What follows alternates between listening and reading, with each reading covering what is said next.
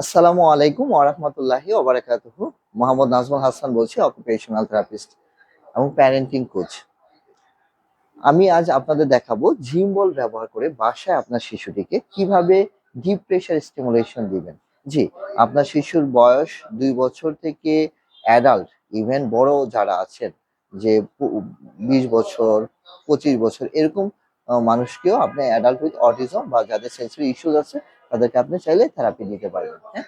আজকে চলুন তাহলে দেখাই কিভাবে শুরু করবেন। হ্যাঁ, একটু নিচের দিকে দেখেন, প্রথমে এখানে আমি বলটা রাখলাম, বলটা এখানে গিয়ে প্রথমে পায়ের উপর চাপ দিলাম।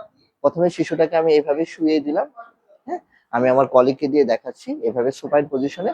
তারপরে এখানে দিয়ে 1 2 3 4 5, তারপরে 1 2 3 4 5, তারপরে 1 2 3 4 5, এভাবে আবার এখানে 1 2 3 4 5, 1 2 3 4 5, 1 2 3 4 5, 1 2 3 4 5, এভাবে আমি প্রেসার দিলাম। তারপরে হাতের উপরে এভাবে বড় বড় মানুষদের আমরা হাতের উপরে এভাবে প্রেসারটা দিব। হ্যাঁ, হাতের উপরে এভাবে আমরা প্রেসারটা দিব হাতের উপরে।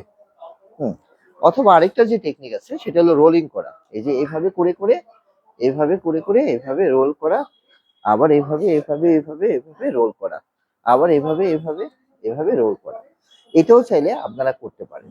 হুম, আর এক্ষেত্রে যেটা করতে হবে, যখন আপনি সুপাইন পজিশনে করবেন তখন অবশ্যই আপনি কি করবেন, তলপেটটা অ্যাভয়েড করবেন। হ্যাঁ, হ্যাঁ, বিশেষ করে তলপেটের যে জায়গাটা এটা অ্যাভয়েড করবেন, কারণ এটা অ্যাভয়েড করাটাই উচিত। আর বলটা ধরবেন হলো এই যে এইভাবে দুই পাশে ধরবেন, আপনি মাঝখানে বলটা ধরবেন না, দুই পাশে বলটা ধরবেন, দেখবেন যে শিশুটা সুন্দরভাবে এটা স্টিমুলেশনটা পাবে। এবার আমরা প্রোন পজিশনে আপনাদের দেখাবো কিভাবে থেরাপিটা দিতে হয়। এই যে প্রোন পজিশন, সেম হাতটাকে এইভাবে রাখতে হবে, আবার সেম, আবার আবার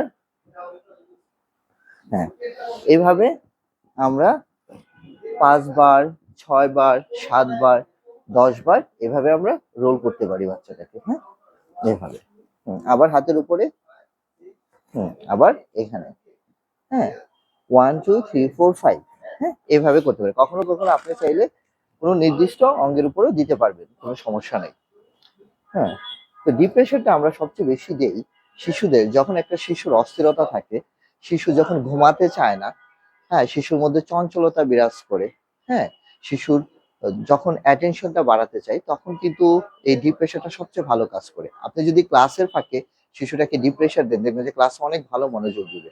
বাসায় শিশুটা অস্থিরতা করতেছে, ডিপ্রেশন দেন, আস্তে আস্তে ইনশাল্লাহ চঞ্চলতা কমে যাবে। রাত্রে ঘুমাতে যাচ্ছে না, বালিশ দিয়ে তাকে বালিশ সে জীবনের মতো করে বালিশ দিয়ে ডিপ্রেশন দেন, দেখবেন যে শিশুটা আস্তে আস্তে ঘুমিয়ে যাবে ইনশাআল্লাহ।